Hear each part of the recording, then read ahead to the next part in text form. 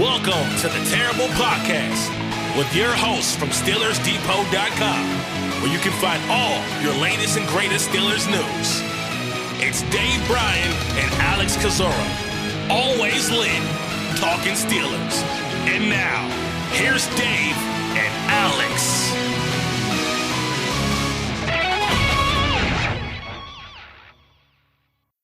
Welcome to the Terrible Podcast, Season 14, Episode 123. He's Dave Bryan. I'm Alex Kozora, SteelersDepot.com.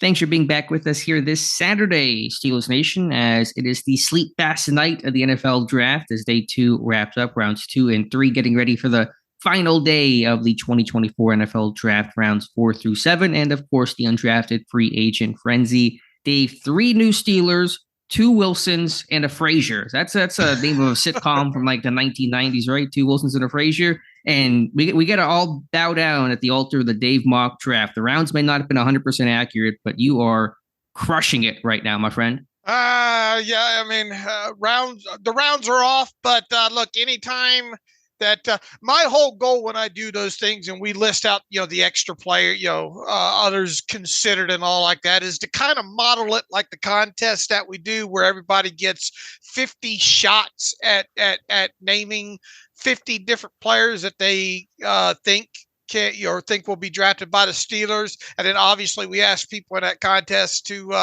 list the rounds that they think, because that's part of the scoring process there.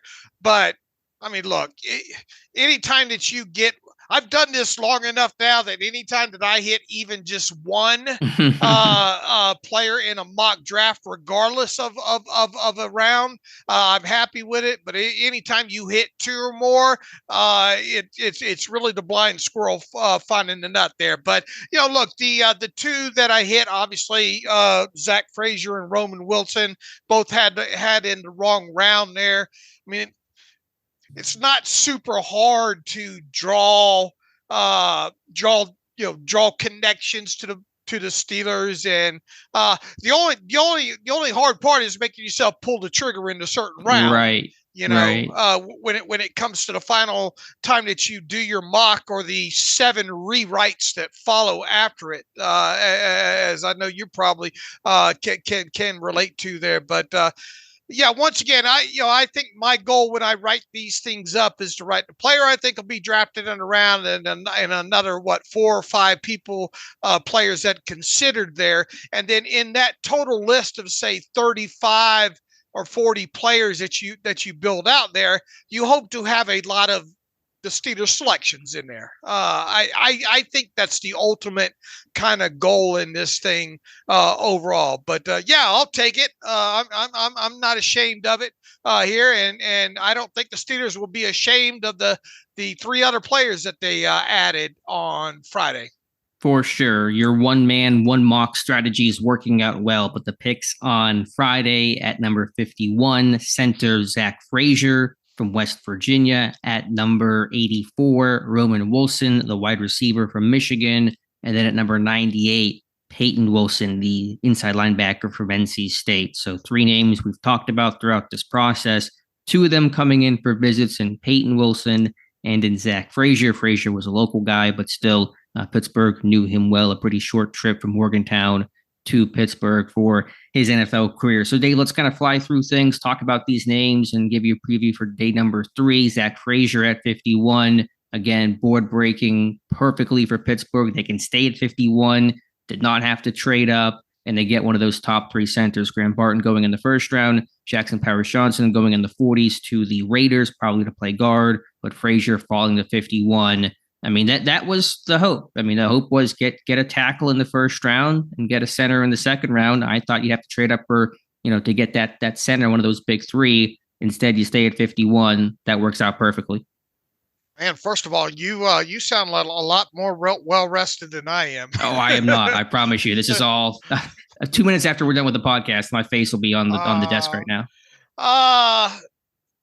Man, I tell you what, nerves. They must have nerves of steel in that draft room there. Seriously, the way there was some moving around, ahead of them in the draft, and I think a team or two. I think we had even, I can't remember specifically, had maybe identified as teams needing potential centers, and it was a long time since. When did the Raiders pick come in for Jackson Powers Johnson? What number overall was that? 40 something. I'll check here. It was about probably 10 picks, Okay. 12 picks before Pittsburgh came in. Let's look it up here quickly. 44, so 7 picks ahead. Okay, not as long as a wait as I remember. It sure felt like it. I bet it felt like it in the Bill Nunn draft room as well there. But look, for you to wait like you did, for a player, a lot of people, I think would say that, they got a player that was top 35 or 40 on in overall rankings, and depending on who you asked or what position you think certain players would play, some people probably tell you they got either, the second or the third best guard in this, center in this draft as well too. I'm not as well rested as you are. Hey, he played some guard to begin his career. Yeah, he did play a little bit of guard. Say that. But the value, I think, is great. Is one of the things that we thought pre-draft. Well, if they bypass center in the first round, and go tackle in the first round or whatever other position there, it gets real messy because they'll probably have to trade up in the second round to get him. And then where do you go from there? What does that do to the rest of your draft? What do you have to give up, and does it short you picks and yada yada yada? So I think it was the best of all worlds there, especially the gift that you perceived to have gotten in the first round there with Troy Fa'utanu. There we go. Get that one out of the way already there. Well, I sure am glad they didn't draft Ruka Row. See, you can say it. Everyone can say it. It's a fun name to say. There were a few other players that came off the board that didn't hurt my feelings, that would have entertained listeners for several at least a year there. But all right. Zach Frazier, I think that's a lot of great value there. So after your first 2 picks, you get 2 players that I think many probably could have made arguments could have came off the board a lot earlier than they did. If there was one guy that kind of felt like this year's Keanu Benton in the sense of this guy feels like a Steeler, it's Zach Frazier, somebody we've talked about for quite some time. The toughness, the experience, just kind of that old school rugged blocker that just gets the job done. I'm not going to call this some sort of like, this is the next great all-pro type center. I don't think Frazier's ceiling is that high, but I think he's going to be that type that starts for 10 years and is really just solid, consistently and dependable in the middle. My NFL comp to him was Ben Jones, who Arthur Smith had in Tennessee, right? in reference in his post-pick press conference. And I think they're getting the next Ben Jones. Man, you hit that early in the process too, didn't you? When did you first utter or write the words Ben Jones? Was it before Smith? It was in my scouting report, whenever that was. It was early. I don't know if even Smith was the hire at that point. I think it must have been, because I think I referenced Arthur Smith had called Ben Jones his favorite player. But I'm good with the early prospect. Benton last year, Frazier this year. I'm good in like January to identify that guy, and then don't count on me the rest of the way. Well, we usually come out to shoot, right, with guys that we have circled, around the Senior Bowl time. That's kind of the first thing of this process. Obviously, you try to, because look, we can't sit here and watch three games on 300 players. Maybe someday after I retire from Steelers Depot, I might try to watch 300 players, three games or whatnot. But truth of the matter is, you have to kind of pick and choose and what positions of need does the team have? What players do you think would fit that? And then start working off the tape from there. And that's just part of the process to save yourself a little bit of time early on there. But I think we do a pretty good job overall out of the gate of identify certain players that the Steelers might be attracted to. And then, for you to right out of the chute say, mean, this guy is like, a modern day Ben Jones. And then what did Arthur Smith say last night? Ben Jones, gave a Ben Jones comparison there, and obviously Ben Jones was one of his, was his center there with the Tennessee Titans there. So, man, if you get this, if this guy's Ben Jones or better, I think you really have done good there. Mhm. When I look at him, and this is what I wrote in my profile as well too, and this has kind of been my belief with the Steelers and the center position since we got to a point where there were these defined top three centers in this draft class. If you need a center, if you want a center, if you want a day one center, for the Steelers, how about just draft a damn center? Right. And none of these prospects this year, come close to logging the amount of time at center that Zach Frazier did it at West Virginia. 2,667 snaps, I think, there to be exact. What you see on tape is what you're going to get.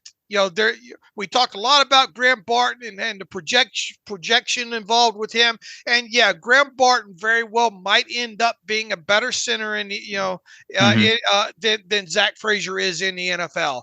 But you don't have much to work with. You have measurables and obviously things you think he can do, and obviously the 5 or 6 games that he played at center back in 2020. But there's a lot of projection in there. And then when you got a guy like Jackson Powers Johnson, I mean, yeah, he had one full, not even really one full year. I guess one full year. I mean, last year, 800 and something snaps in total at Oregon there at center. But before that, he played guard and all. And even who was the Raiders drafted him.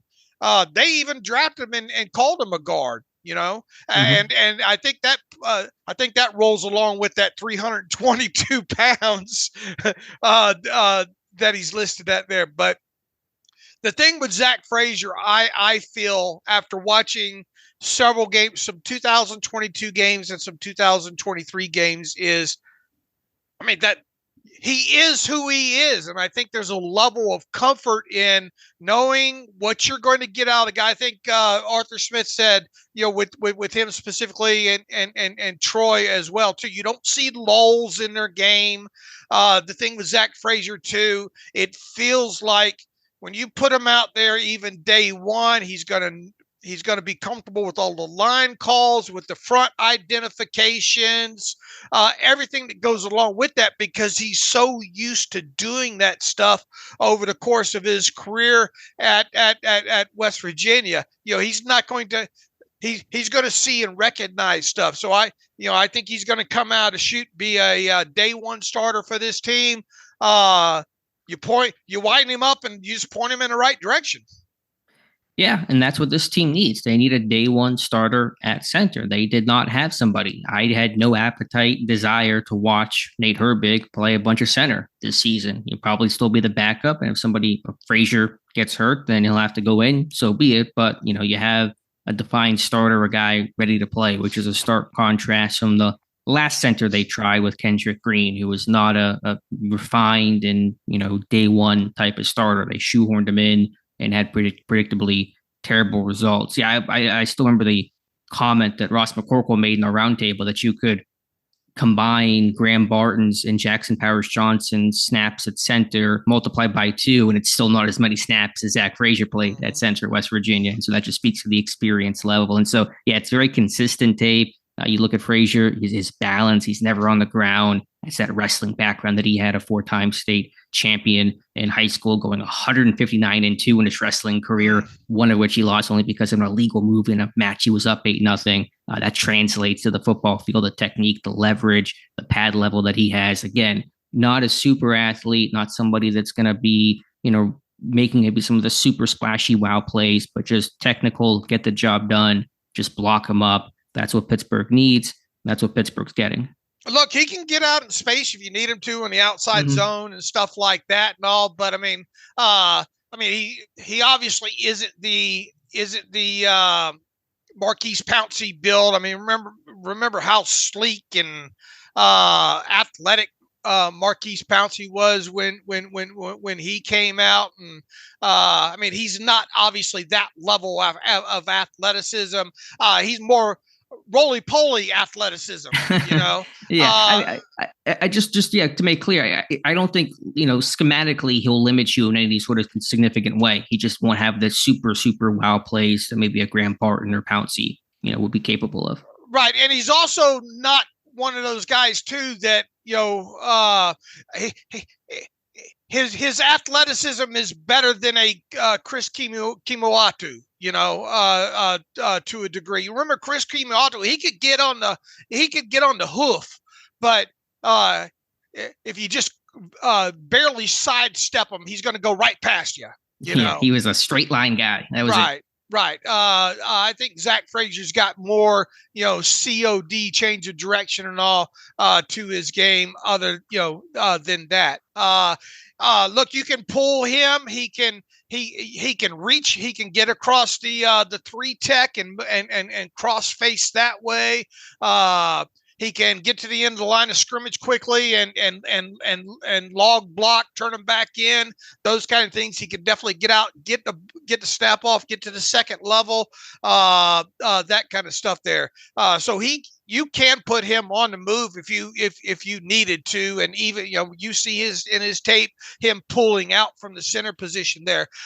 Big hands, man hands. I mean, almost 11-inch hands on this kid. So when he gets his hands on, in fact, it's almost maybe. No such thing as too big of hands, I don't think, on a center, but and the wrestling, the big hands and the wrestling background combined, I think leads to him, once he clamps onto guys, you don't see a lot of refitting going on. I think he just says, I got you now, sucker, and I'm going to leverage you and wrestle move you out from there. There are just some instances in his tape where you said, man, if he just refit the defender real quick, he would have hung on to that block or whatever theirs. But the grip strength is amazing. Yeah. That's one thing that you'll see with him. Obviously, the wrestling background. I mean, he tosses guys. When he gets a hands on some of them there. He's a very he has the vision to pick things up, twists and stunts and all like that. I think he's a very smart guy of knowing what's coming and kind of what to expect, those kind of things there. So, I mean, I got to admit, I was rooting for him to be the center of all three of them. I think it would have been fun to watch Graham Barton from a learning aspect of, okay, well, a tackle to a center and watch the transition being made, especially what we knew about Graham Barton and his play at tackle and the way he used his hands more outside the frame of players. It would have been interesting to watch that. But at least with Zach Frazier, the kind of punches that you're going to get. He's going to try to fit right up underneath the armpits or right in the breastplate of defender there. So there weren't a lot of variances I didn't see from 2022 to 2023 tape.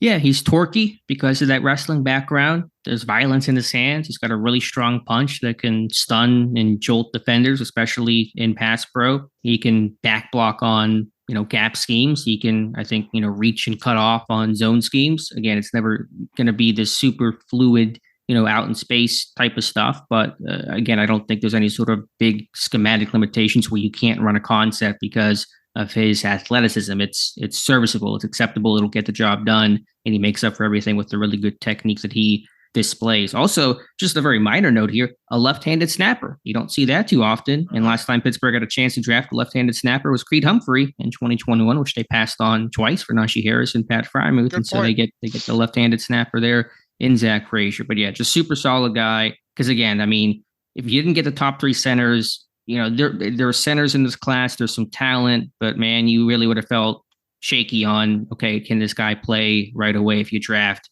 even Norzad or Van Brand Granger or whoever of the others that there are. Van Granger's not even been drafted yet. Neither is Norzat.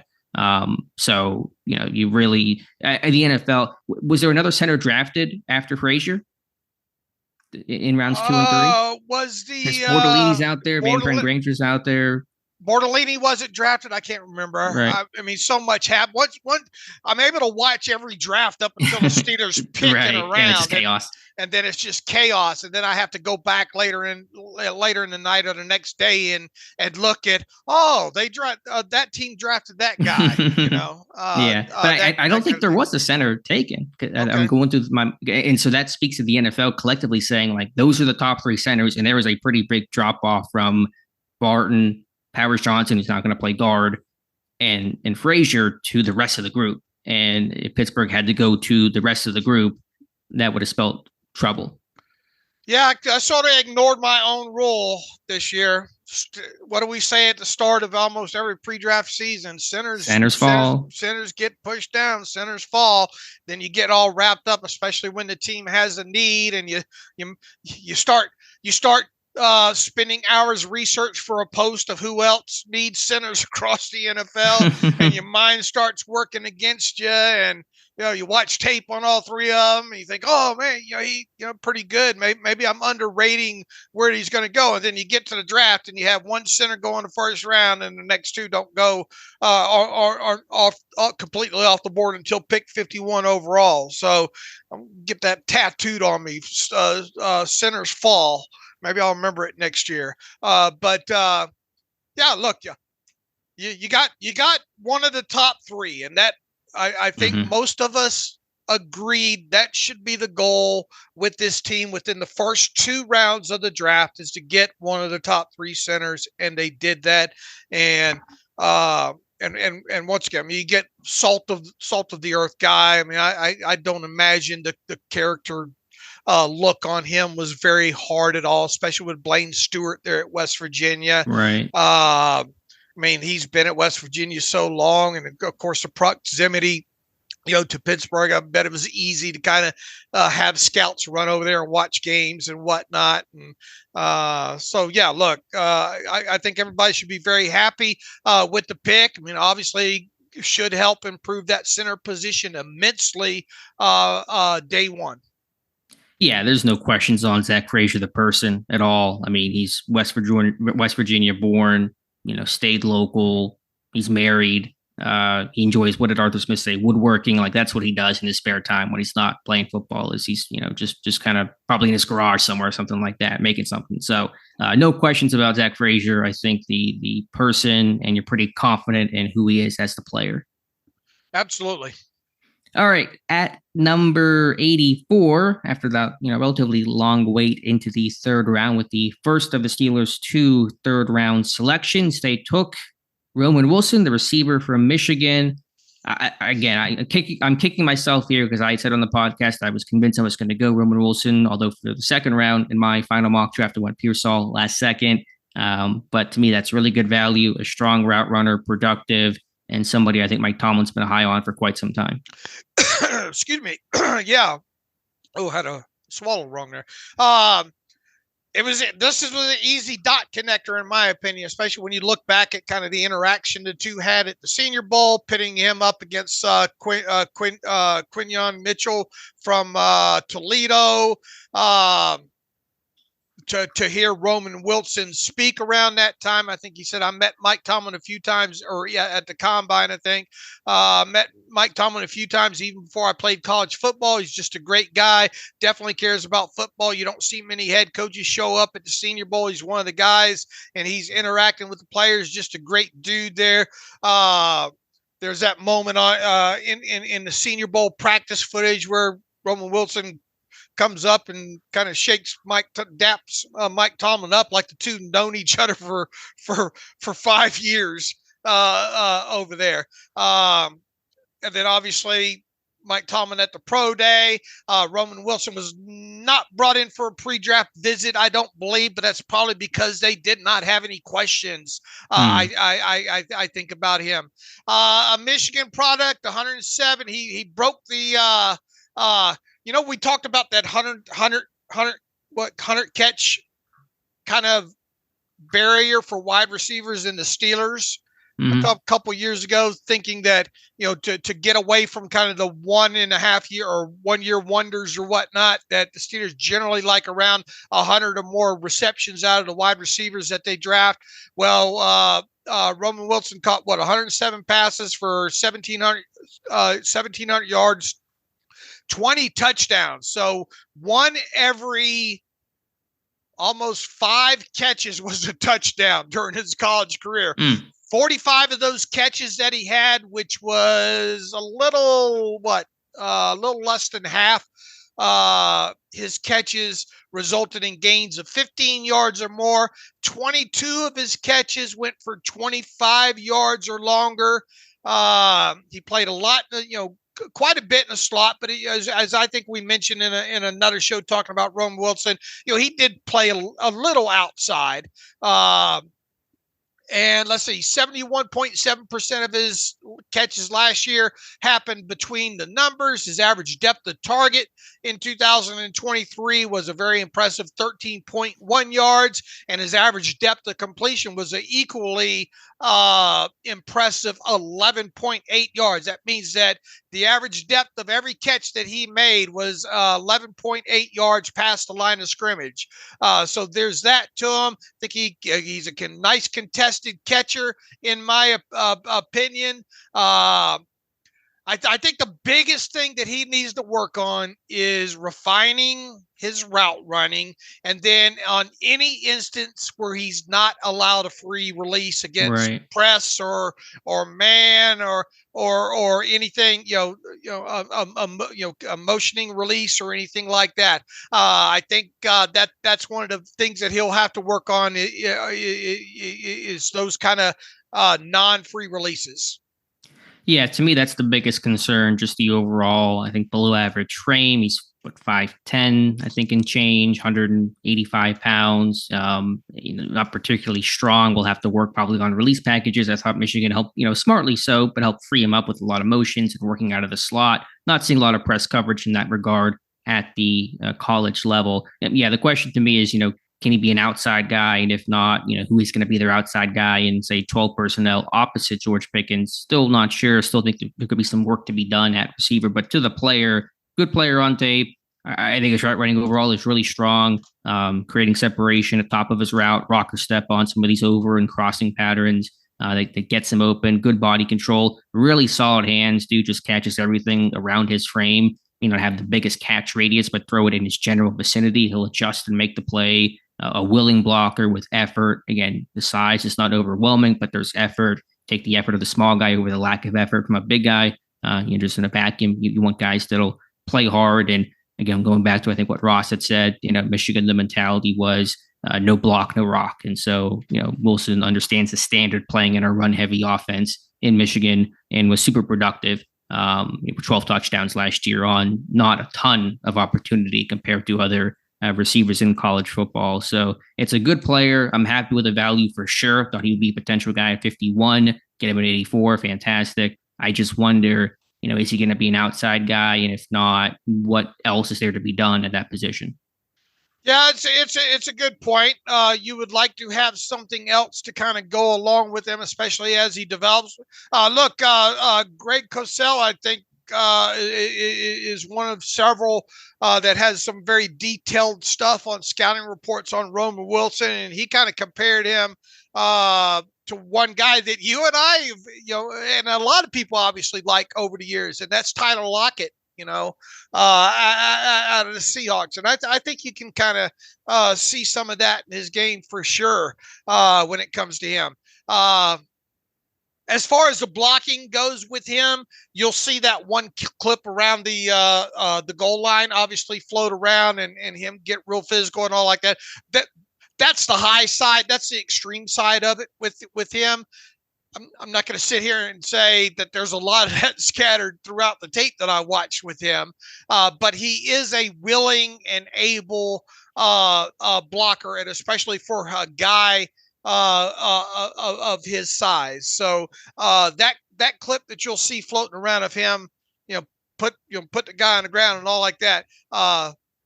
He can do that, but I just want to make it clear that every block of his hitting anywhere close to that. Sure, but as you alluded to, he's going to give effort every single snap. There's not going to be the controversy of, oh, he gave up on this play or anything that we had to deal with last year. Right. Oh yeah, most definitely. He's an effort guy. Like you said, no block, no rock. And I like the Lockett comparison. He doesn't have the return value that Lockett had at a K-State, but as a receiver, yeah, I definitely see that. So again, overall, I'm happy. I don't know what outside receiver there could have been that would have made sense. So I'm not really knocking the team too much here. I just recognize that I just want to see how the pieces fit. And I wonder if they're done at receiver. I think the Niners type of stuff, trading for one of those guys is probably out the window at this point. If it was going to happen, it would have happened on Thursday night. Obviously did not. And the Niners seem pretty content to just roll with what they have, barring something unforeseen. But I wonder if they could explore, you try to go back to a Cortland Sutton. If you could hypothetically flip him for that pick at 119, I think I'd do that all day long. You give up a future capital, potentially there as well. But we'll see if they double dip. We'll see if they add something. But from the player, and I always like to talk about the player they drafted as opposed to the circumstances surrounding them in the moment. And we're going through draft weekend. They got a good player. Yeah, they did. Here's something coming in from Jerry Dulac saying Mike Tomlin and Omar Khan met with former Steelers cornerback Cam Sutton last week in Pittsburgh. Okay. Is there anything else to that, or is that the whole tweet from Dulac? That's the tweet.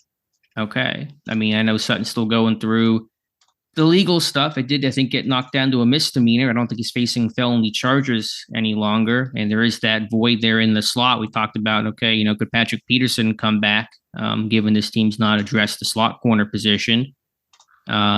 So we shall see overall. I guess I don't know if they're just touching base. I don't know if they're going to explore something right now. Again, the legal stuff still has to be sorted out, but it's a little less murky because he's not facing the felony charges that he was initially facing. Yeah, that's some interesting news to have on this early Saturday morning, day 3 of the draft, when the team still could use a nickel option here.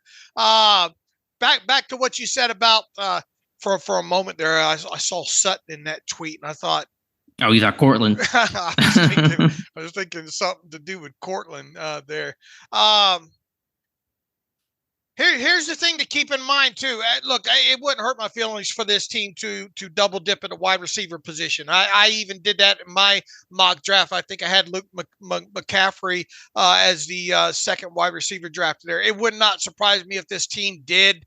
If you're going to do it and make an impact with it, it would probably be in the 4th round, right? I mean, even though there's some interesting guys, there's the other Michigan wide receiver that I talked about, who was Cornelius Johnson. Yeah, that maybe you could get in the 6th round. It's a bigger bodied guy, smaller hands and all like that. But I mean, as far as kind of initial impact guys, if you're probably going to try to get one of those, you probably have to do that in the 4th round.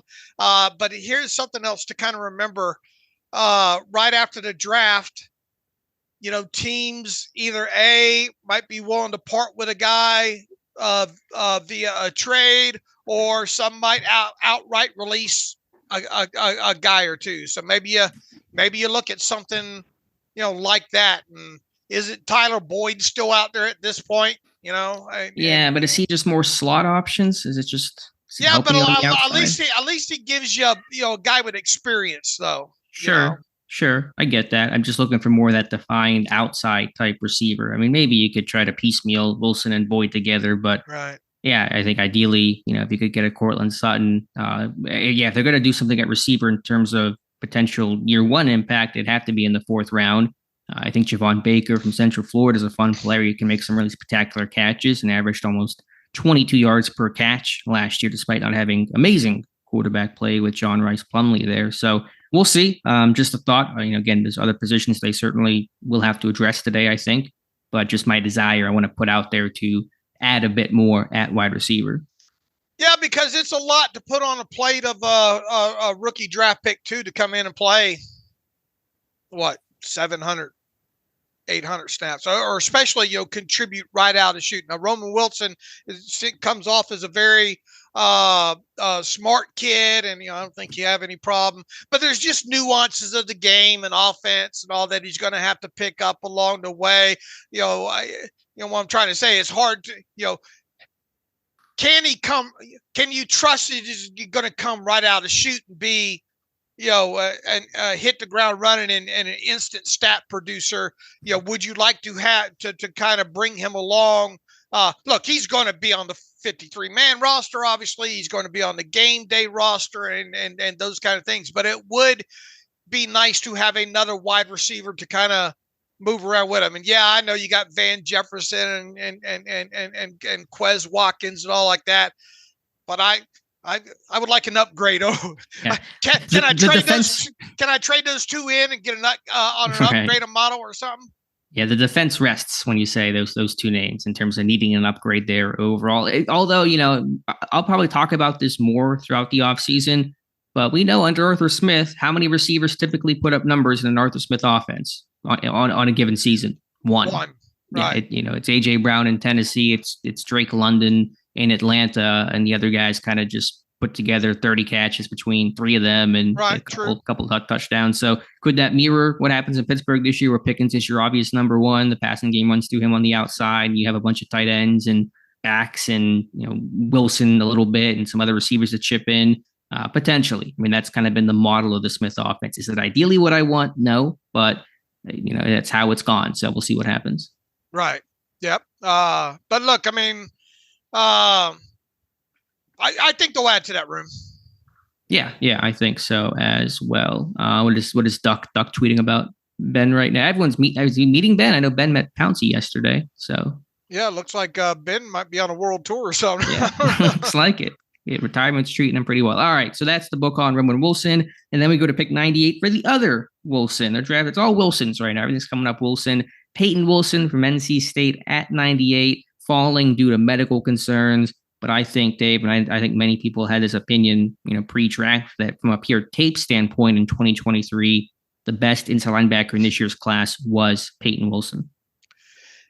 If you didn't tell anybody any backstory with Payton Wilson whatsoever, and you flipped on any game from 2023, I haven't watched every game, but I watched a lot of TV tape on him, and then 3 all-22 games on him.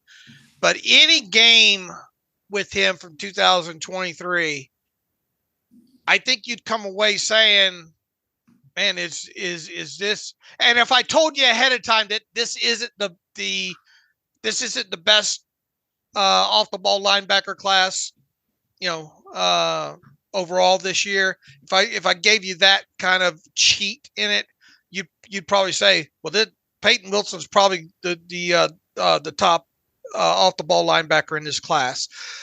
We've talked about him a few times leading up to all this. A little bit taller linebacker, almost 6'4" there. So that's an abnormality kind of overall when it comes to the Steelers. They normally like those guys 5'11" to 6'1".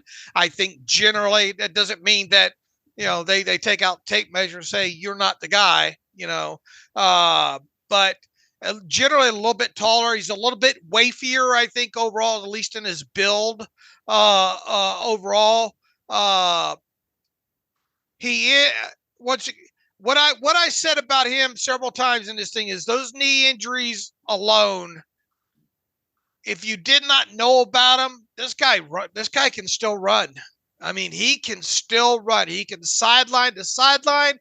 He's got closing speed. He can chase people down from behind. What I meant to do first thing when I got up this morning was I meant to go back to the NFL Combine to look at his 40 run, only because I wanted to see if it felt like he got faster after 20 yards, because there is several situations on tape with him, and one most notably with him chasing a guy down from behind like 45 yards down the field, 50 yards down the field, where it looks like he kicks it in, where he kicks into another gear there. And I meant to, damn it, I didn't do that. But well, I have some data here for you. His they call it the flying 20, right? The last 20 yards. He ran 4.43 according to Draft Scout. His 20-yard dash was 2.58. So you do the quick math there. His last 20 yards would be 1.85. Okay, so that matches up then, huh? Yeah, I know. I mentioned for most players, their final 20 yards are faster than the first 20. Right, I don't know how that compares. Because you're coming out of build up a your dead speed. stop. Yeah. But I mean, I'm going to assume that a 1.85 final 20 yards, pretty darn fast for a linebacker.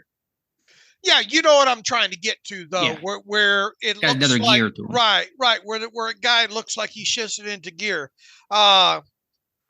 This guy can close quick too. You see him sideline to sideline chasing down some quarterbacks or a wide receiver that gets around the edge or something along those lines there. But yeah, I mean the guy can still run, and the big knock on him obviously is the injury concerns and the medicals. And I think people saying that he's going to be a one contract guy, and I get it, especially with a guy his age and all like that. I know it's probably a big if he can stay healthy, and that would be the thing with him. But if he does stay healthy, he's got a chance to put up some eye-popping kind of stats, because I think he finds the ball real well, especially if he were to get into more of a starting role down the line. Obviously, I don't think that's going to happen during his rookie season, but this is a guy that can contribute down the line for sure if he does indeed stay healthy. You can probably speak to the tape side a bit better than I can currently, so I'll just talk about the injury aspect because I've done a lot of writing on that the last day. Even before the pick came in, Ian Rappaport from NFL Network was talking about why Payton Wilson was falling number 41 on Daniel Jeremiah's top 150, being there, almost at the end of the third round, going off at number 98. So the issues with Wilson, according to Rappaport and based on what we know, is he's had 2 torn ACLs. One happened his senior year of high school, missed the season. The next happened his first year at NC State, missed the rest of the season. I assume it's the same knee because Rappaport went on to say that Wilson does not have an ACL in one of his knees. I don't know which. I don't know all the details about that. And then there were shoulder issues as well. Right. He had 2 shoulder surgeries in the spring of 2021.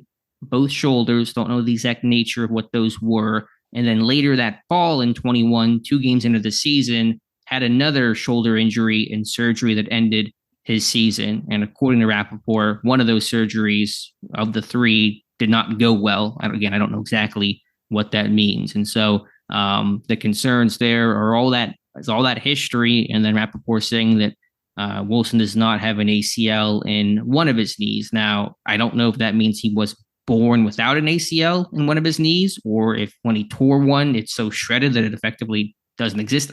We're going to have to get Dr. Mel in here, I think, at some point. But obviously, there's a lot of scary medical stuff. Speaking of which, Dr. Mel's going to earn her keep this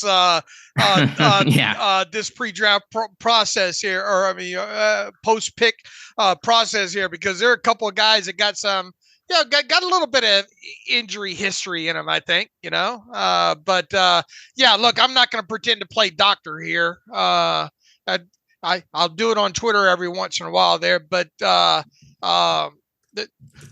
she should lay it all out. But the list with Payton Wilson is long as far as the work that he's had done. That's for sure. But once again, and we talked about this during the pre-draft process, is.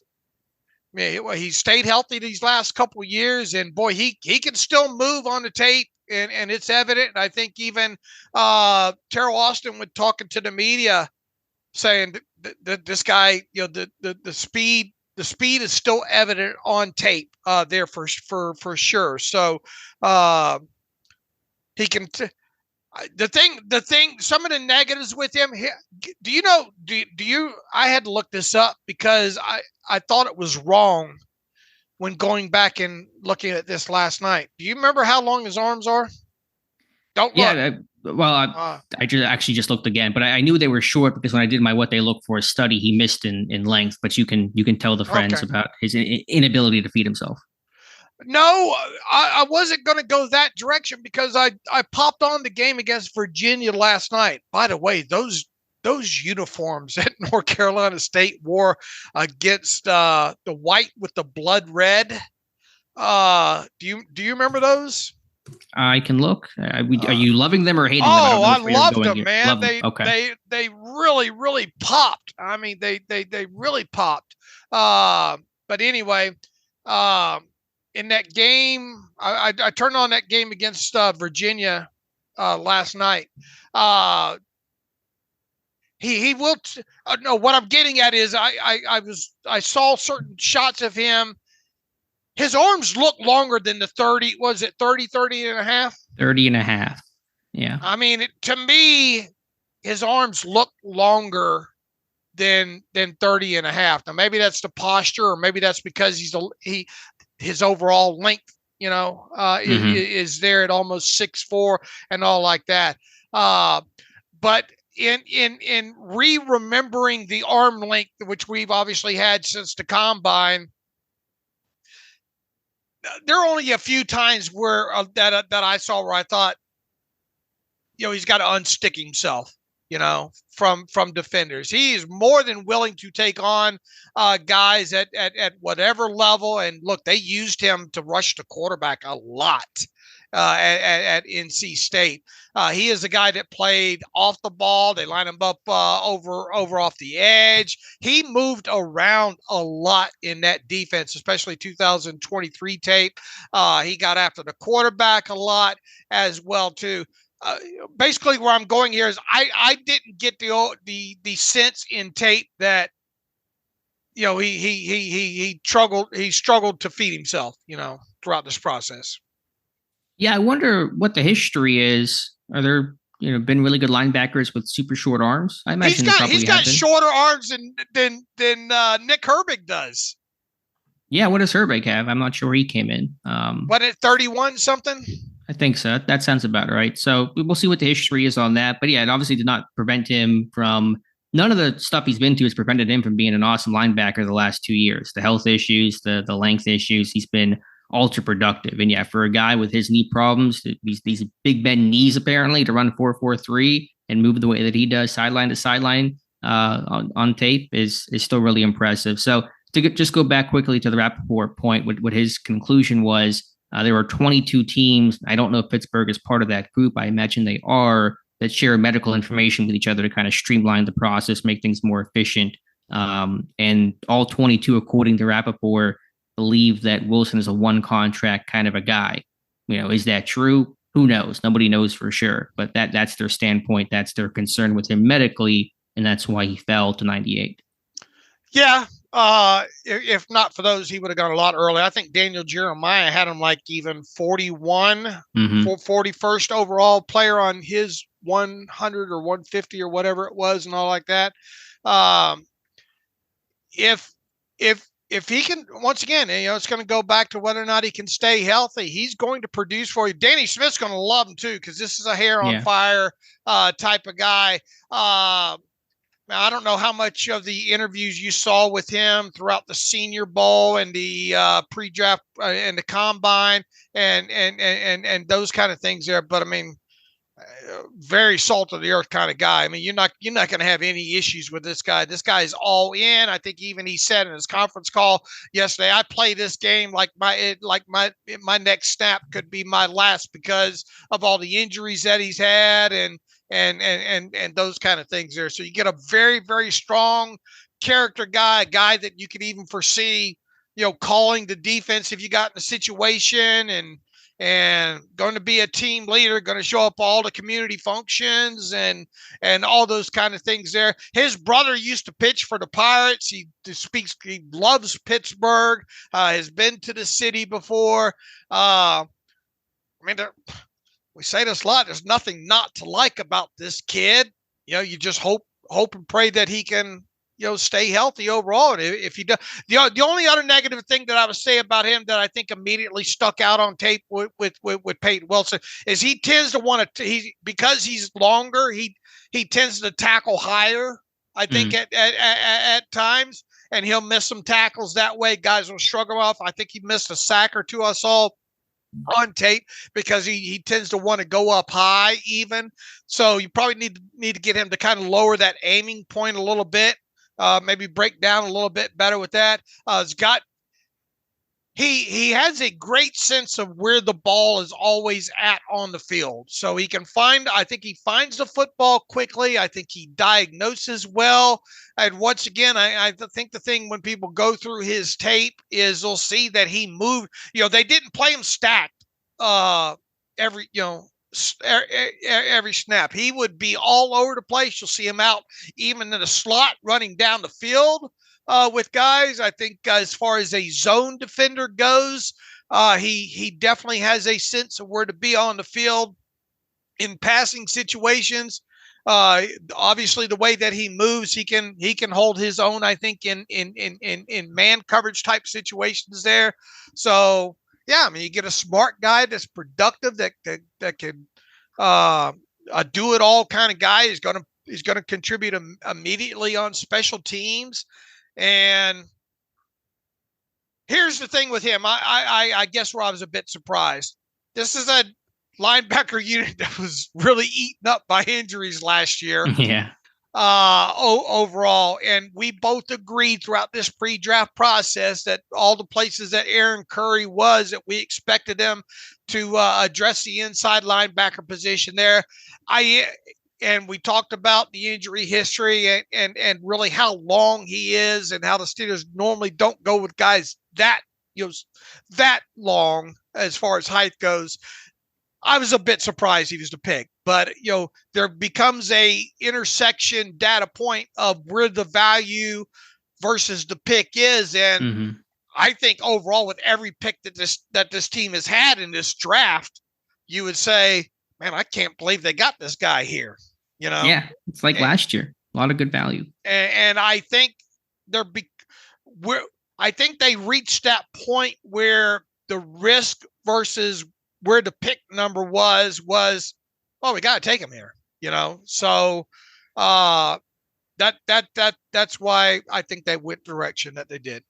And he's a dynamic splash playmaker. And we know when Pittsburgh rebuilt their inside linebacker room ahead of 2023, they wanted guys who could make big plays. They didn't get that in 22, and they got that in 23 before those guys all got hurt. Holcomb making plays, Alexander making plays, Roberts made plays throughout the season. In the last 2 years, Wilson has 30 tackles for a loss, 10.5 sacks, 4 picks, a forced fumble. I mean, this guy's got 50 career tackles for loss, almost 15 sacks, 7 interceptions, a really high number for an inside linebacker. And so you bet on that. You bet on the health. And Pittsburgh, generally speaking, you mentioned this earlier, Dave, they have bet on, they've kind of been roll the dice, so to speak, but betting on the medical guys. I mean, they took Darnell Washington last year, and he had the fall in the 3rd round due to some long-term knee concerns. They take Corey Trice in the 7th round with all his issues at Purdue, and unfortunately, tore his ACL as a rookie. They take Fautanu, that apparently had some long-term medical concerns too with those knees. Zach Frazier coming off the broken leg, although I think he's going to be in a good place and be good to go for probably even minicamp. And you take Payton Wilson. So, Pittsburgh is not worried about the risk of some of the medical that probably scares some other teams off. That's a good point that you made with production. We'll call that the Devin Bush Index. I like that. What did you rattle off there? 48 tackles for loss? In his career, 15 sacks, 7 interceptions, 1 forced fumble, 1 defensive touchdown, a pick 6. Devin Bush would never. Yeah, he still hasn't had 50 tackles for a loss, I think, his whole college NFL career. Yeah, look, and once again, they did, they asked him to rush quite a bit there. So I'm not expecting, what do you have, 6 sacks last year? Mm-hmm. So a couple of those I think were kind of scramble type situations too, where quarterback, trying to get out of the pocket and those kind of things there. But yeah, he can diagnose. He can get in the backfield. He can get in those creases, shoot gaps, and all like that.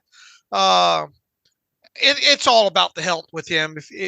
Once again, if he stays healthy and can get on the field and get serious playing time, a lot of people try to, and he says he models his game after Luke Kuechly, and some people have done the Luke Kuechly comparison. I thought Luke Kuechly was a lot more kind of just a little bit different build overall than Payton Wilson, at least in my mind. I don't know if I've ever thought in the process, man, it kind of reminds me of Luke Kuechly overall, but he can be productive if he stays on the field there. And once again, I think that, Danny Smith's going to love him. He'll be on special teams. Heck, the way he runs, man, and his height, maybe he could be your gunner. That's I'm stretching it there, but I mean, he can definitely get downfield and help you out on special teams. And you could even put him on the field in some kind of nickel situation if you got desperate enough and all like that. So a guy that's not hard to like. And you better have some good coverage people on these kick coverages, these kick returns. And so that's a guy that I think is gonna do well there. His mentality, his speed, his tackling. And listen, remember they tried Matthew Thomas, linebacker at gunner one time way back when. And, probably won't do it, but they got some gunner competition available for the taking. They lost Pierre, they lost Miles Boykin. So I know you're just kind of joking there, but certainly he'll carve out a role on special teams. I'm not going to get much right here. Well, I'll also say on the Kuechly, he's probably not the next Luke Kuechly, but he's a North Carolina kid. Grew up probably watching Luke Kuechly his whole career. One of the top linebackers the last 15 years. So I can appreciate him at least shooting for that model of hoping to aspire to be a guy like that. But I won't get much right here in my mock. But I was pretty confident consistently the last couple of weeks they would take an off-ball linebacker at 98, 119 spot. I put in a linebacker at 98. My final mock, it was Cedric Gray. I think if Wilson was off the board, they would have gone Cedric Gray from North Carolina.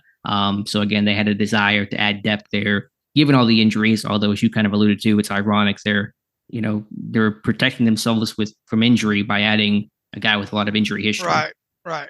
But to the counterpoint, people will say is he's been healthy the last 2 years. He's not been hurt. Right, exactly. So I can't wait to that will be a long post with him by Dr. Mel trying to cover all the stuff that he's had done. There will be some billable hours, I think, when it comes to the Payton Wilson injury history. But worth exploring. And Pittsburgh obviously felt comfortable enough. So those are the picks, Dave. Frazier, Wilson, and Wilson, the law firm, on day 2.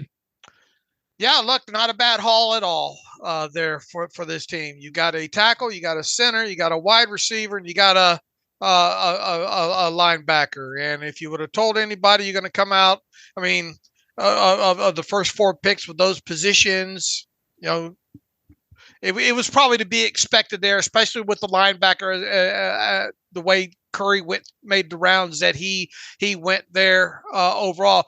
And look, after the team signed Patrick Queen, you kind of wondered if they really might go down the road or not, because they addressed it with such a big name and a big contract there. But I think once you got into the pre-draft process and saw them sniffing around with their position coach and all, it was you kind of wondered if that'd be a mid-round pick there. So, all right. Yeah, you don't send Aaron Curry to a bunch of pro days to not draft the position. And they brought in Kalike Hudson, for a visit in free agency, and he didn't sign. So all the signs were there. To me, it wasn't necessarily their biggest need, but I understand they wanted protection there. And Holcomb, with his uncertainty about playing this year, and Landon Roberts a free agent after this year, there is certainly incentive to add to that group. He's a very good to hear him talk to. He's good. He's probably going to be a good interview, Payton Wilson.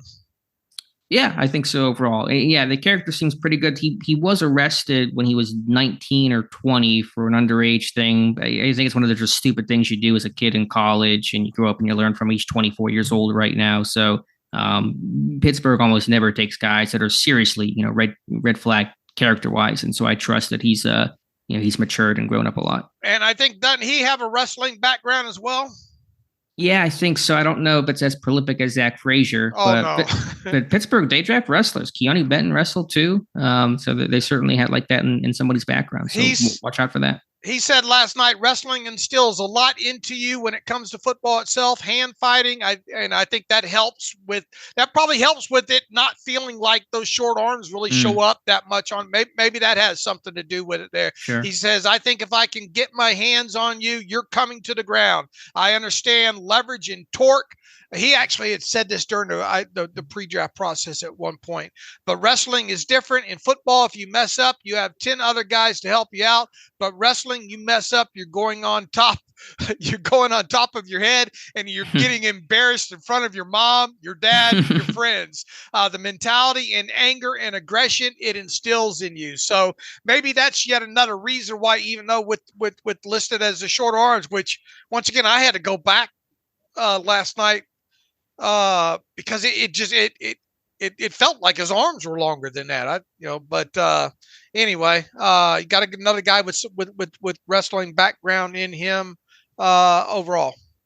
All right, Dave, day 3 is already almost 90 minutes away at this point. Kind of put a bow here. What are you looking for them to potentially draft? I know day 3 board opens up. You're just trying to find talent. Depth is not great in this year's class, but what areas do you think positionally they could target on day 3? Yeah, it doesn't change what we've already rattled off here. I think you look for a cornerback of some shape and form, maybe someone that can give you some nickel capabilities that you can work with there. So that would be one position.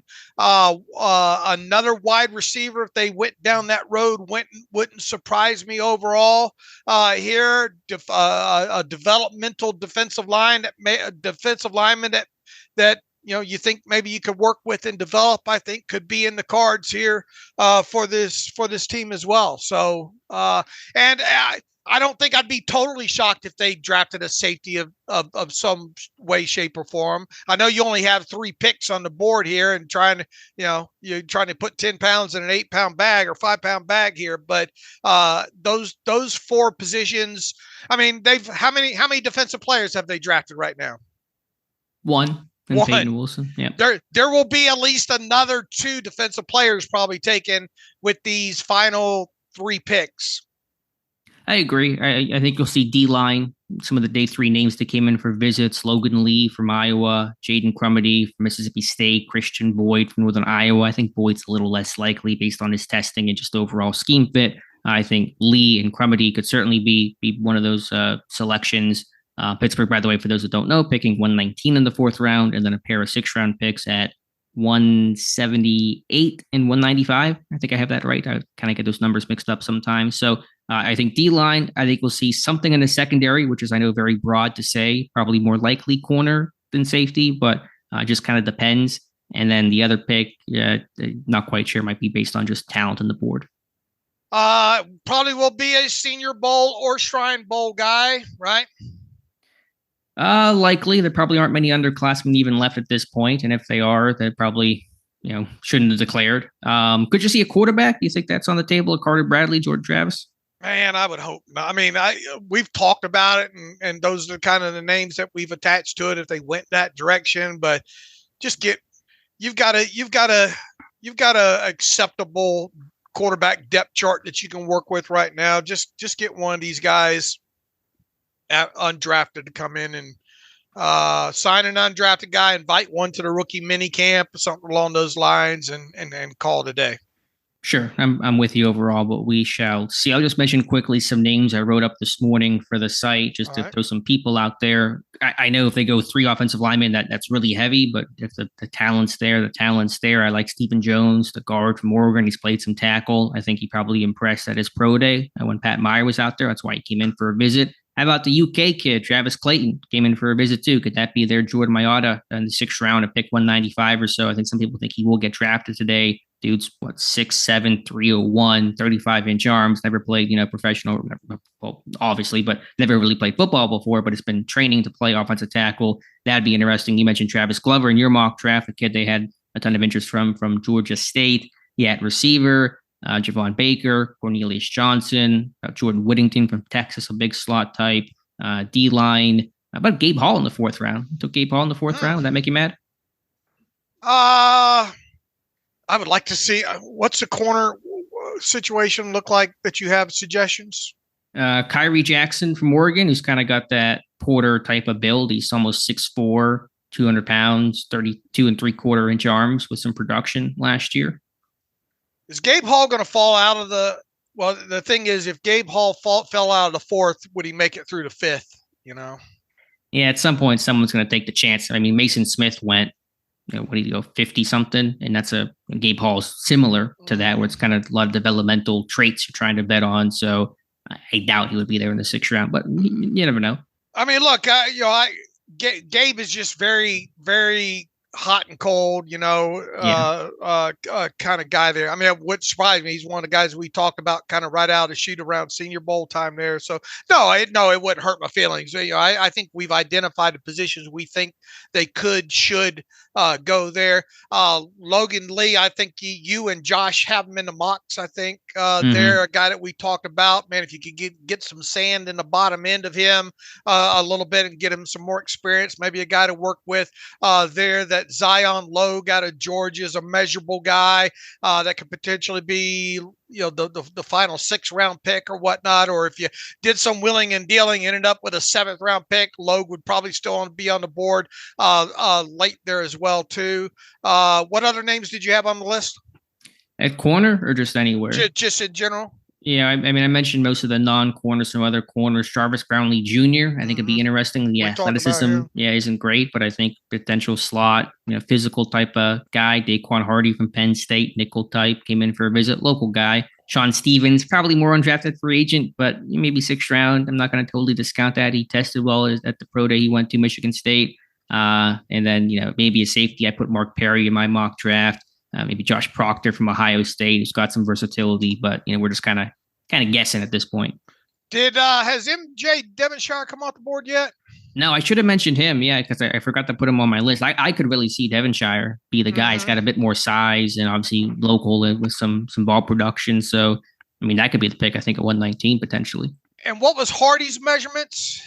He's small. He's like 5'0", 173, 178. I mean, he's a Sandra Still Hilton type of guy.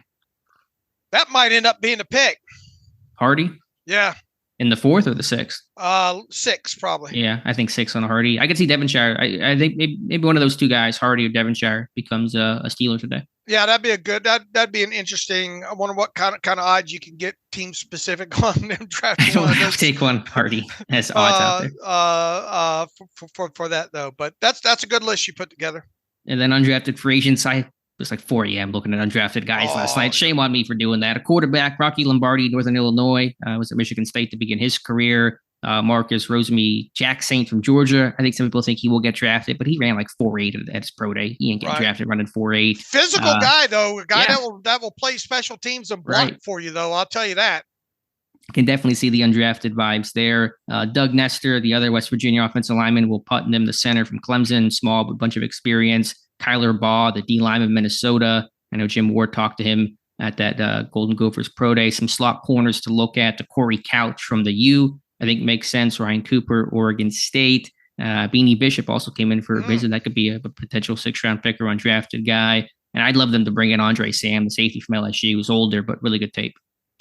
All right, Dave, we are wrapping things up here. Any final thoughts here? I know we got to get this thing posted so we can have this for people to listen to before the draft actually kicks back off. Absolutely. I'll try to get this turned around as quick as possible. We won't take any we'll have plenty of questions after the draft and the live stream, I think on Monday and all like that. So I need more coffee. That's what I need. I don't get a lot of sleep. I stutter even more than I normally stutter. My stutters have stutters, but no, you're good. Let's see. In the meantime, you can follow me on Twitter/X at Steelers Depot. You can follow Alex at Alex_Kozora. Follow the show at Terrible Podcast. Email the show, theterriblepodcast@gmail.com. If you like what we do and want to donate to the cause, SteelersDepot.com, hit the donate button. Also, if you like an ad-free version of the site, SteelersDepot.com, hit the ad-free button. Upper right navigation bar. Thank you for visiting SteelersDepot.com. We had an all-time record traffic day on Friday there, and obviously we couldn't do it without you. We couldn't do it without our hard-working crew as well too. They are burning both ends of the candle. Alex, you're doing a great job, helping manage that. They're just pumping out I think we had like 90 posts or something up on the site yesterday there. So thank you everybody for visiting the site and listening to this show. It means a lot to us. We just enjoy putting these out, enjoy talking about the prospects and the picks and all like that. And we'll be back tomorrow talking about the entire draft and undrafted free agents and all like that. So in the meantime, as always, thanks for listening to the Terrible Podcast with Dave and Alex.